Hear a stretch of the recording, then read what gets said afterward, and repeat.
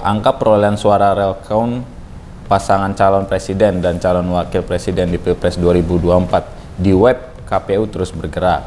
Jadi Caimin bersama Anies dan Timnas Amin masih bergerak mengumpulkan fakta dan data potensi kecurangan pemilu.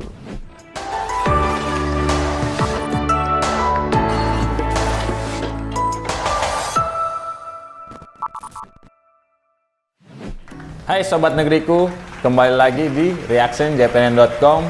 Ada cerita di balik berita. Gua Fatan, gua akan membacakan 5 berita terpopuler di JPNN pada pekan ini. Berita terpopuler kelima di JPNN pada pekan ini datang dari artis Andre Taulany. Jadi Bang Andre ini menceritakan soal masa lalunya bahwa dia pernah meminjam duit Adul.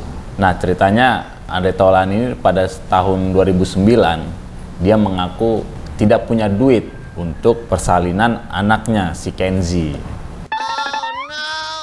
Nah karena itu dia meminjam pada Adul dengan nominal uang 11 juta. Saat itu sih Andre Taulany mengaku duitnya belum cair dari beberapa program yang dia kerjakan. Nah dari bantuan Adul ini, dia pun mengaku selama sepanjang hidupnya nggak pernah meminjam uang. Makanya dia terbantu banget dan berkesan dengan si Adul ini.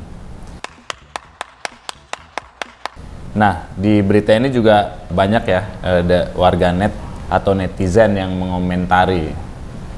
Tapi kita ambil sampel 2 aja. Pertama itu dari Farani 15.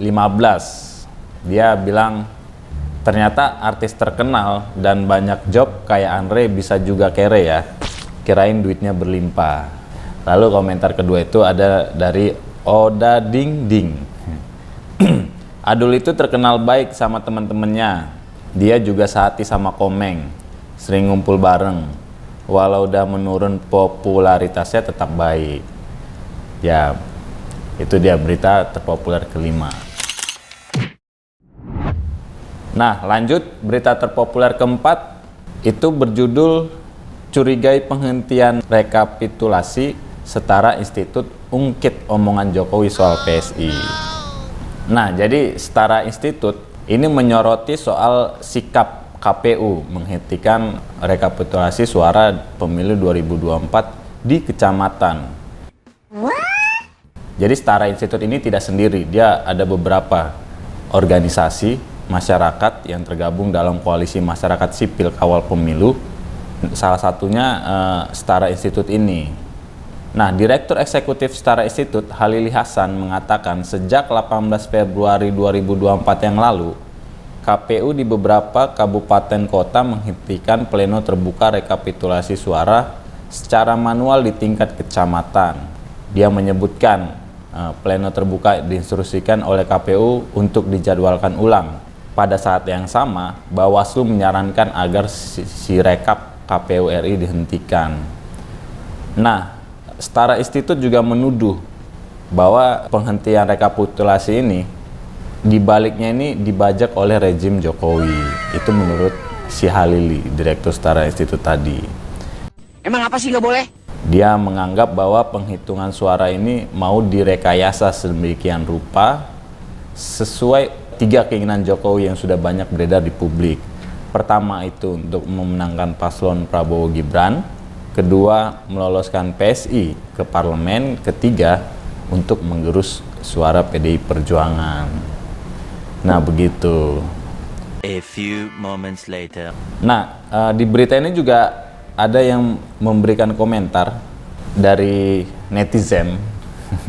Ini atas nama Konoha Bersatu. Dia bilang KPU ini kerjanya padahal 5 tahun sekali loh ya, tapi sekalinya pemilu nggak becus. Ngapain aja sih selama ini? Kok bisa tiap kali pemilu ada aja masalah rekapitulasi? Lalu komentar warganet yang kedua datang dari Hudiatul. Dia bilang, Pak Jokowi hati-hati ya, main-main sama nasib rakyat demi membesarkan keluargamu.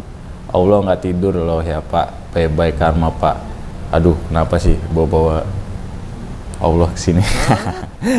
Tapi ya apapun itu, semoga pemilu kita berjalan dengan jujur adil, seperti yang orang-orang harapkan. Berita terpopuler ketiga datang dari Mas AHY, Agus Harimurti Yudhoyono. Berita ini berjudul "Reaksi AHY ditanya soal KSP Muldoko tak hadir pelantikannya di istana". Jadi kan baru-baru ini AHY baru menjalani pelantikan di istana. Dia dilantik oleh Jokowi menjadi Menteri Agraria dan Tata Ruang atau Kepala Badan Pertahanan Nasional. Dia dilantik pada Rabu kemarin. Nah, setelah pelantikan itu, AHY ditanyai oleh awak media, kenapa di dalam pelantikan itu tidak terlihat Muldoko. Nah, AHY sendiri tidak menjawab pertanyaan awak media itu secara langsung. AHY cuma memberikan respon, waduh. Kan kita tahu sebelumnya itu AHY dengan Muldoko itu berseteru karena Muldoko melakukan kayak seperti kongres luar biasa untuk mendapatkan posisi ketua umum Demokrat. Terjadi dualisme, kemudian ada saling gugat-menggugat yang mayoritas kebanyakan dimenangkan oleh AHY gugatan itu. Nah, di berita ini juga warganet dari JPNN juga banyak berkomentar, tapi kita ambil sampel dua. Yang pertama itu Adinda Jaya. Dia bilang Pak Muldoko cuma jadi boneka Jokowi untuk mempermainkan Demokrat. Sayangnya Demokrat dan Muldoko malah terlena. Politik emang sekejam itu. Lalu komentar kedua Taufik Syahid. Pak Muldoko dan SBY beserta AHY adalah pion-pion catur yang dimainkan Jokowi. Pada intinya ya buat kekuasaan Jokowi juga. Senyum-senyum di depan, di belakang sibuk mengatur strategi. Kayaknya semua ini berita-berita JPN ini banyak yang menyerang Pak Jokowi ya. Tapi kita harapkanlah apapun itu, semoga demokrasi kita kembali ke jalan yang lurus, tidak diintervensi oleh tangan-tangan yang hitam. Selanjutnya, berita kedua datang dari Real Count KPU Pilpres, bandingkan suara Anies, Ganjar, dan Prabowo di 3 provinsi besar ini. Jadi, di berita ini disebutkan bahwa angka perolehan suara Real Count pasangan calon presiden dan calon wakil presiden di Pilpres 2024 di web KPU terus bergerak. Update per hari ini Kamis pukul 10 dengan progres 613.030 dari 823.236 TPS atau 74%. Prabowo, Subianto, Gibran masih unggul. Sementara dua kompetitor Prabowo Gibran yaitu Anies dan Ganjar masih jauh berada di bawah. Nah, saya bacakan berikut perolehan sementara suara Capres-Cawapres di Pilpres 2024. Anies Muhaimin 2 juta sekian suara atau 24%. Paslon nomor 2 Prabowo Gibran 63 juta sekian suara atau 58%. Sementara paslon 3 Ganjar Mahfud itu berkisar di 18 juta sekian atau 17,2%. Nah, pada data terbaru di laman pemilu tersebut juga terlihat ada 3 provinsi yang menjadi lumbung suara Prabowo Gibran. Ketiga provinsi itu adalah Jawa Barat, Jawa Tengah, dan Jawa Timur. Mungkin teman-teman bisa langsung mengklik beritanya di bawah ini untuk melihat secara detail. Kemudian di berita ini juga banyak juga warganet yang mengomentari. Saya bacakan 2 diantaranya dari Gavinda.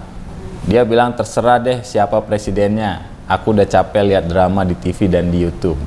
Cari kerja susah, makin pusing lihat orang-orang kayak berebutan kursi kekuasaan. Lalu Florida Dan. Dah bubar. Semua udah tahu dari awal kalau Prabowo Gibran yang menang. Semua sudah tahu yang gemoy dan gimmick pasti menang. Ini dia apa ya? Sarkas kayaknya ya, Florida ini. Tapi siapapun yang terpilih nanti, semoga hasilnya benar-benar tanpa kecurangan ya. Kalaupun memang ada pihak-pihak merasa dicurangi ya silakan dibuktikan. Tapi lewat hukum, semua ada jalur-jalurnya masing-masing. Berita pamungkas atau berita paling banyak yang membaca pada minggu ini adalah belum menyerah, Amin siap melakoni putaran kedua Pilpres 2024. Jadi di sini disebutkan bahwa paslon nomor urut 1 Anies dan Muhaimin masih meyakini Pilpres 2024 itu belum selesai. Jadi Caimin bersama Anies dan Timnas Amin masih bergerak mengumpulkan fakta dan data potensi kecurangan pemilu. Nah, menurut Caimin, tim hukum Amin dari pusat hingga daerah masih terus menyiapkan berbagai langkah hukum menyikapi hasil Pilpres yang saat ini sedang dalam penghitungan. Lalu Amin juga menyatakan bahwa mereka siap dengan seluruh proses berikutnya, termasuk menyiapkan langkah-langkah hukum dan mengumpulkan bukti untuk melakukan gugatan. Dia juga, lalu Anies menyebut juga bahwa partai koalisinya tetap solid. Dia minta kepada masyarakat yang mendukungnya, jangan khawatir, kami jalan terus. Mantap Anies. Saya keren juga nih Pak Anies nih. Nah, berita ini juga menarik komentar ya dari warganet di JPNN. 2 diantaranya datang dari Siswanto. Dia bilang, Pak Anies, Anda orang pintar, nggak punya partai juga, lebih baik membantu masyarakat lewat dunia pendidikan aja. Anda terlalu bagus untuk jadi penguasa yang tamak dan serakah, haus kekuasaan. Ini menyeberang-nyebrang ya. Kemudian ada dari Budi Badong. Putaran kedua kalau tetap Prabowo Gibran yang menang gimana? Percuma usaha capek-capek. Itu kalau kata Budi Badong. Tapi kalau kata saya sih namanya juga orang usaha ya. Sepanjang usaha itu datang dari niat yang baik, harusnya sih ya silakan aja. Nah, Sobat Negeriku, itu dia tadi 5 berita terpopuler di JPNN pada pekan ini. Jangan lupa like, komen, subscribe. Sampai jumpa pekan depan. See ya!